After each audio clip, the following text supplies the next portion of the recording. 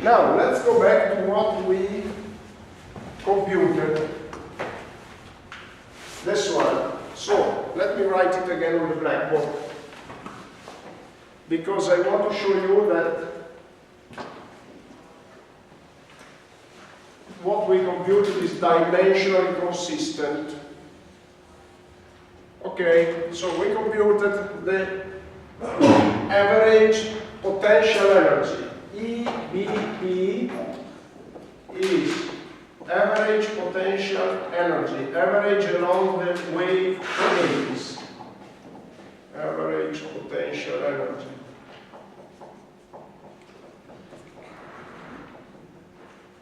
Okay, EBP, I'm copying from up there, is equal to 116 rho g HB squared, and I defined it as an average, energy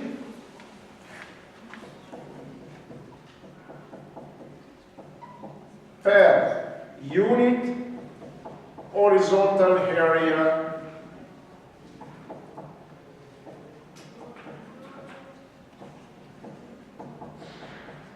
Okay, so let's check whether this product here, in terms of units, is equivalent to energy divided by area. Okay, let's compute the units here. So, in terms of units, dimension of EBP, we can forget about 1/16, which is adimensional. It's rho. Rho is mass density, m divided by L square, mass divided by length square, cube, length cube, mass density. G, acceleration, length divided by time square. HB square is length square. Okay, the result is mass divided by time square.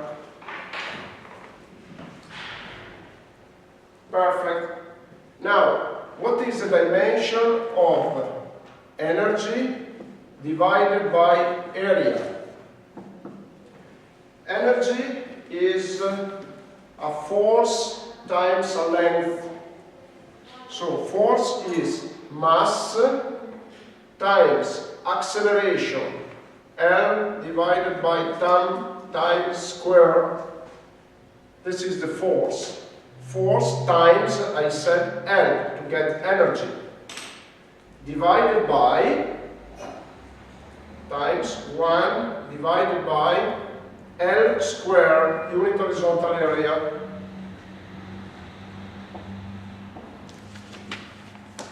The result is, again, mass divided time square. Perfect.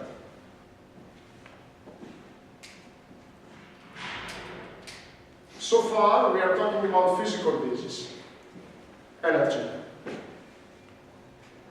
Potential energy. And now, we know, but we took it for granted, that the energies, the potential energy, the mean potential energy along a wave phase is equal to the mean kinetic energy. Okay, so if we want to compute the total energy, we have to, and then we call it EB, we drop the P, which is potential, we just double the result up there. So from 1/16 we pass to 1/8. This is the total energy per unit horizontal area of the wave averaged over the phase. Good. There is also an alternative way of computing, of obtaining the same result, which is to take into account that there is a conversion between potential and kinetic energy, and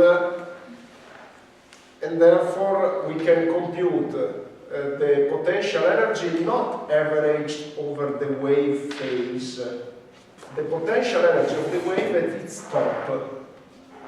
when the kinetic energy is 0. So if you take not the average again, you don't consider the whole wave phase and compute the average potential energy. You take a snapshot of the wave at its maximum height, and then you compute the potential energy with the same integral that we had before, but you don't take the average over the phase, you only refer to the maximum height of the wave, and then you compute the potential, and then by taking into account the kinetic energy at the top of the wave height is 0, you just say, fine, I take the potential energy as representative of the whole energy of the wave, and I know that this whole energy of the wave is preserved along the phase. If you see here, the sum, the dashed line, potential plus kinetic, it's constant. So again, instead of taking averages, I just compute the potential energy of the wave at the top, and then that's it. This is coincident with the mean total energy of the wave. I'm not making the same computation here, but it is here, and you get to the same result. Now we are computing without average. You see, I compute the integral from minus dB to hb half, which is top of the wave, because hb is the wave height. I subtract the calm water potential energy, and the result of the integral, without taking any average, is 1/8 rho g hb squared. This is an alternative way, probably simpler, but I prefer to start from the other way because it gives you an idea that we are working on average energy. But in this case, probably the proof is simpler. And I wanted just to show it to you. Now, this is average energy along the wave phase. This is a traveling wave, and therefore, if we want to compute the wave energy flux through a given vertical surface, and I suggest to take a vertical plane of unit width, just because unit width is convenient, we have to compute the mean energy, sum of potential and kinetic, times the velocity group, the group velocity. So if we take energy, mean energy, and we multiply it for the group velocity, meaning the velocity of the wave, basically, we obtain finally the energy flux, which is what we want to compute, because we are interested in not just the average energy along the wave phase. We want to compute the flux of energy that is passing through a vertical surface of unit width, because it's convenient. And therefore we multiply the potential, the mean total energy times the velocity, the group velocity. How it is computed, the group velocity? Okay, it is the group velocity of the breaker line, first of all, and it's computed accordingly to the relationship that you see there, where I'm not sure whether you defined it already. I use the breaker index defined as HB divided by dB, which is dB is what we already defined is the depth of the sea bottom with respect to the mean sea level. Not sure whether this is new to you or not. In any case, please keep into account that this is what I consider a tough question in the exam. Like, can you please derive the CERC formula? And basically, there are things that you don't need to learn by memory. Computation of the energy, if you remember the assumption and the concepts, you can of course derive it, and I appreciate if you can show me how to compute the integral, how to derive it like I did. And of course, for the group velocity, I think you need to learn by memory it. So if you didn't see it before, I think Professor Archetti already introduced it to you. But if you didn't see it before, please just learn. There are a few things that you need to learn by memory. And this is one. I told you, I consider this a quite tough question, just to give you an idea. Not the toughest one that I can ask you, not a question for the laude, but a question for the maximum mark. I mean, if you can get the concept in order to give you an idea. Okay, so we defined the energy flux. Now, next step. Where are we now? We are at a point where we know the energy flux of a wave. Energy flux is I take a unit area, vertical area, not unit area, an area of unit width, and the area is defined by the wave dimension, wave height, and I get the flux of energy through this, I got the flux of energy through this vertical area. Okay, I'm moving forward because I told you that I want to estimate the sediment flux depending on the flux of energy. But there is one more step before I can equate the sediment flux to the flux of energy. What is this one more step? So far, I didn't take into account the angle of the waves with respect to the shoreline. Now I need to introduce it. Because if a long-shore sediment transport, because we are talking about a long-shore sediment transport, if it is originated by waves, like I am assuming now, of course I can understand that if the wave is perpendicular, is approaching the shoreline perpendicularly, there is no along-shore sediment transport. There is only cross-shore. Conversely, if waves run parallel to the coastline, which is something that doesn't happen usually, it's a limiting situation, you can understand that the component of the wave velocity along shore is maximum, and therefore one may think that there is the max of sediment transport along shore. It's not like that. We will see. But in any case, it is granted for sure that the angle between wave velocity and shoreline is affecting along-shore sediment transport. So we have to take it into account.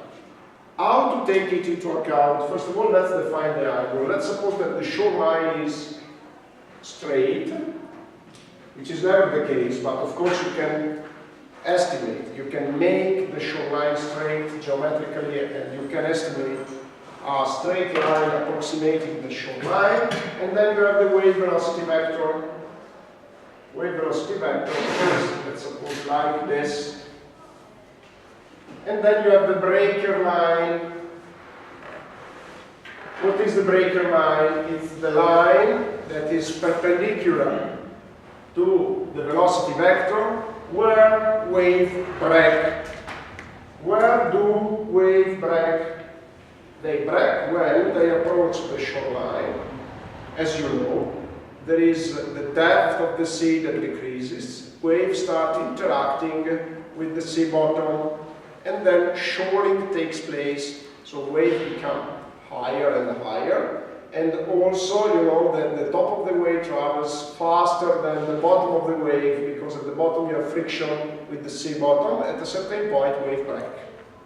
Okay, and we identify a breaker line, but keep in your mind that wave break because there is a decrease of sea depth. This is why wave break. If we didn't have this decrease, we wouldn't have any break of waves.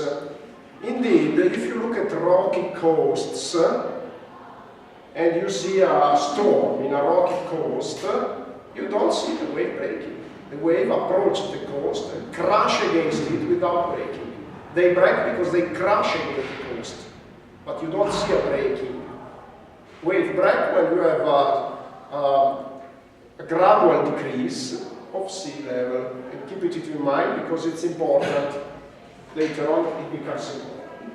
So let me define the angle between the shoreline and the waves as the acute angle between shoreline and breaking line, breaker line.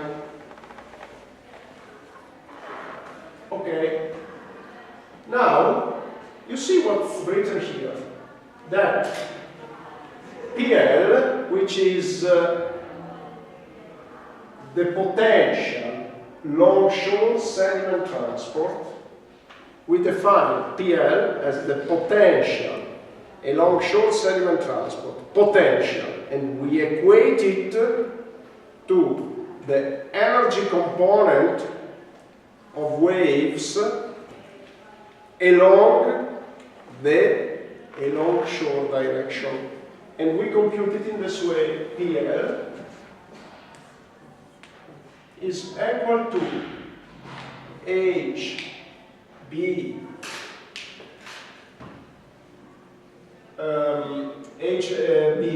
which is the flux of energy, computed as ABW, which is computed as the product of EB times velocity group, as we saw before, times sin alpha B cos alpha B. Now we need to think about this. Why do I multiply, in order to compute the energy flux along shore, which is equated to the longshore sediment transport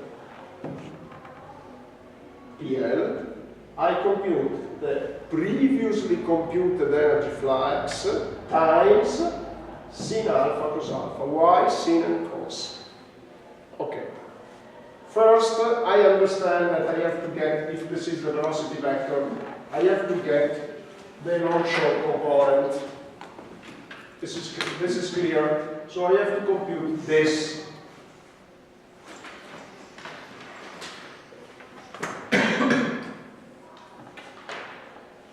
I have to compute this. Okay. If this is alpha, this is also alpha, and this is alpha.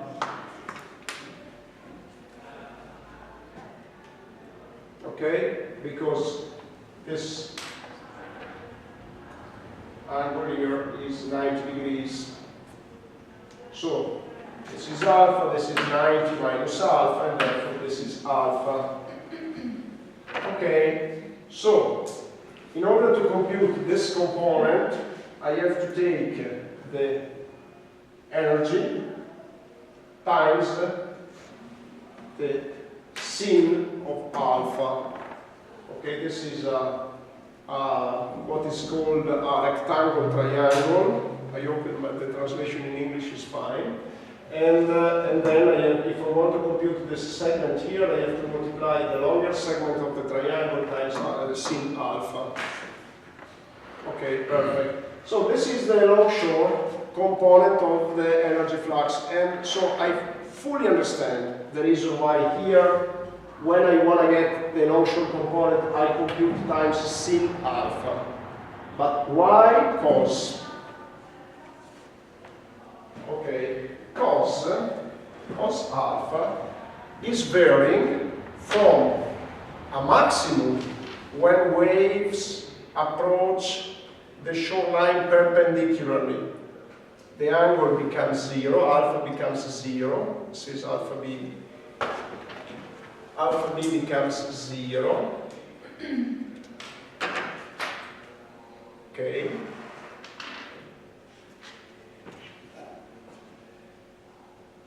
It's minimum when waves in a limiting situation travel in parallel to the coastline. Cos becomes equal to 0, because alpha would become 90 degrees if you take this wave, this angle here, this vector here, and you bring it parallel to the coastline, alpha becomes 90 degrees, and therefore cos alpha is 0. So what is the reason to introduce a multiplier that varies from 1 when waves approach the coast perpendicularly to 0 when waves approach the coast in a parallel direction? What is this reason? The reason is that if you have waves hypothetically traveling in parallel to the coastline, you don't have any braking. You don't have any braking. You don't have any braking. Why is that? Because the waves, if they approach the coastline with an angle that is almost coincident with the parallel direction, they don't experience any decrease of the sea depth while they travel. So they tend to brake less. They brake at most when they approach the coastline in the perpendicular direction. If you turn the wave, and this can be observed if you go on a beach, you see that the braking is less pronounced.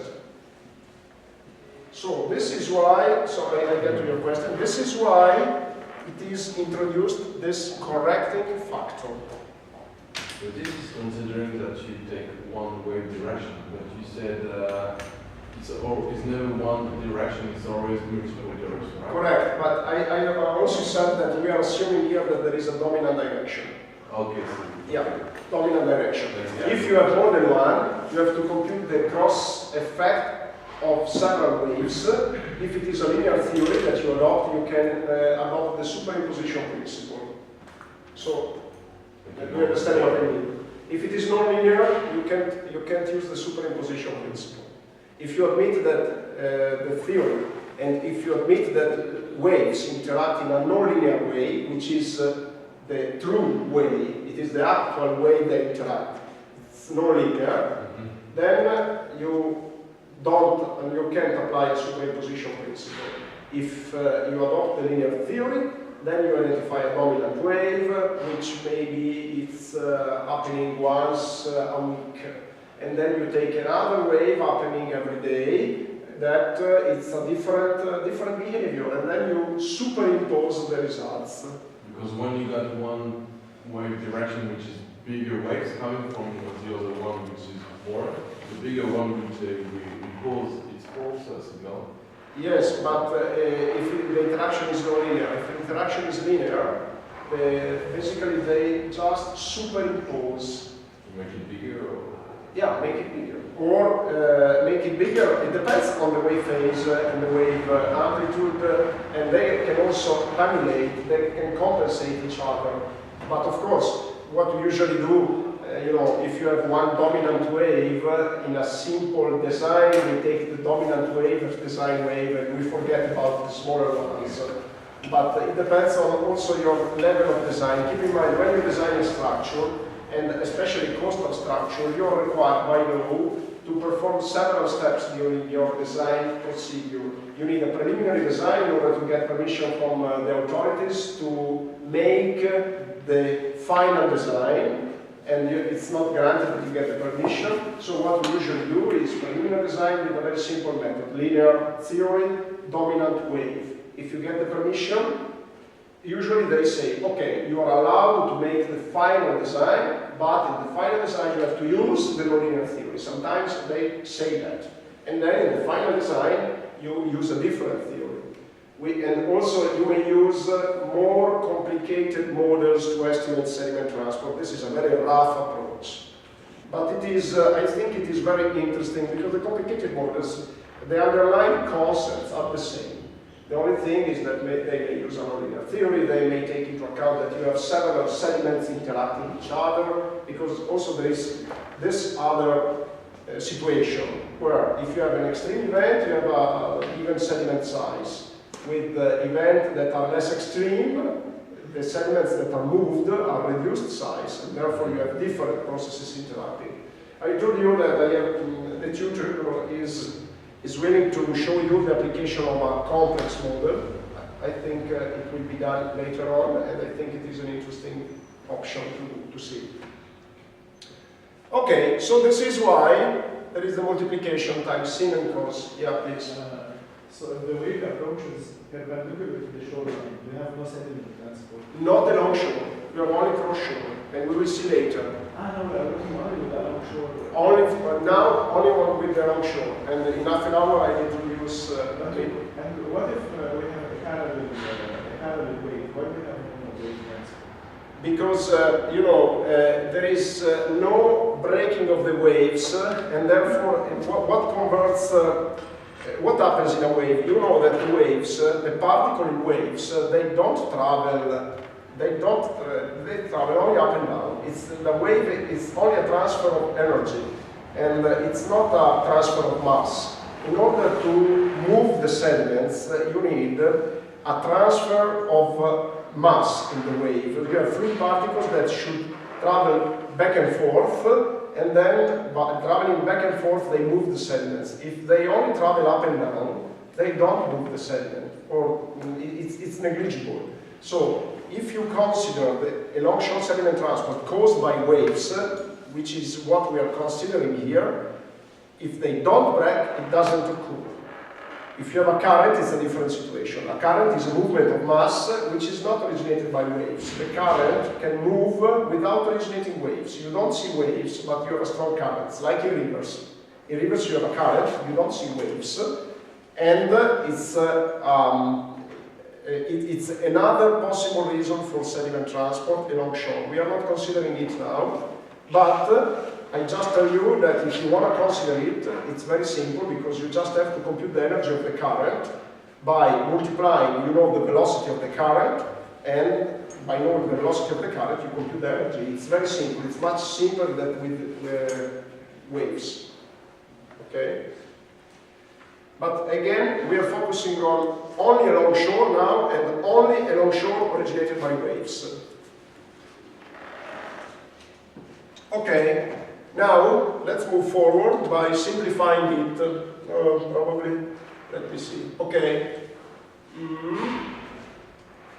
I can transform the relationship in that way. Sin alpha cos alpha, it's equal to 1/2 sin 2 alpha. Let me prove it, because I couldn't believe it. I said, I never saw it, so it's a very simple geometrical law. But let me just prove it by using again our Excel file.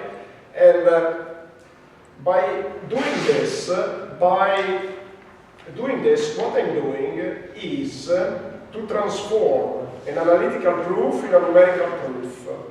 For an engineer, and with the availability of modern computers, I think it's a very interesting option. So I don't need that you can prove to me that I don't need that you can prove to me that sin alpha cos alpha is equal to 1/2 sin 2 alpha.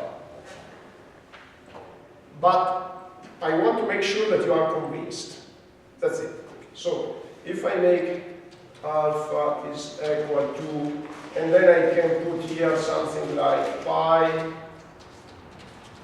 divided by 10, sorry, okay, this is pi divided by 10, sin alpha equal to, okay, this is sin alpha cos alpha, sorry, made a mistake, spelling error, equal cos, okay, and then I can compute the product of the two. Product is equal to this one times this one, okay, and then 0.5 sin 2 alpha equal to, let's see, equal to 0.5 times sin parenthesis 2 times alpha No, there is a mistake, sorry, 0.5. Okay, you see, perfect, they are equivalent. Okay, okay, it's very difficult for you to read, but...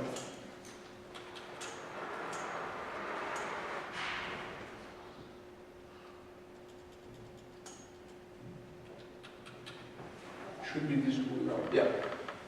Okay, so this is proved. It's just enough for me that you are convinced. Okay, and now very simple, in a very simple approach. What does the CERC formula say is that the immersed and actual, not potential, actual weight transport rate, we are talking about immersed weight transport rate, can be obtained by empirically by multiplying the potential immersed weight transport rate PL times a coefficient K. K is between 0 and 1. And this is also dimensionally consistent. K is dimensionless. You can check that the energy flux per unit vertical area has the same dimension as the immersed and immersed weight transport rate, weight divided by time, and the fact that it's physically consistent, also dimensionally consistent, proves to you that it's physically based in a way, but K is empirical. Okay, and it's now if we want to compute the volume transport rate, we just have to apply the relationship that you see there. Let's see it in more detail on the blackboard.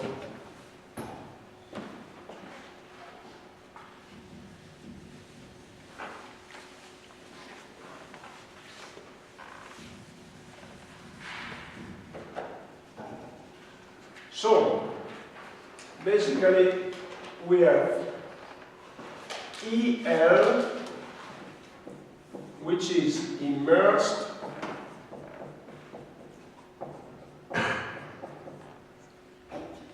weight transport rate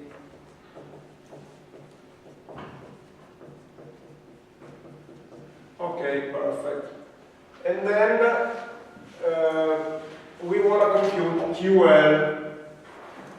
QL is the volume transport rate.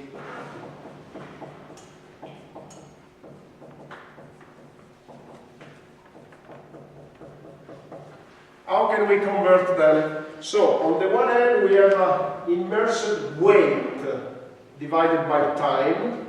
I want to compute the volume divided by time. Okay. How can I pass from weight to volume?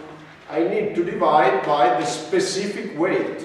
So, first step is QL is equal to EL divided by, let me call it,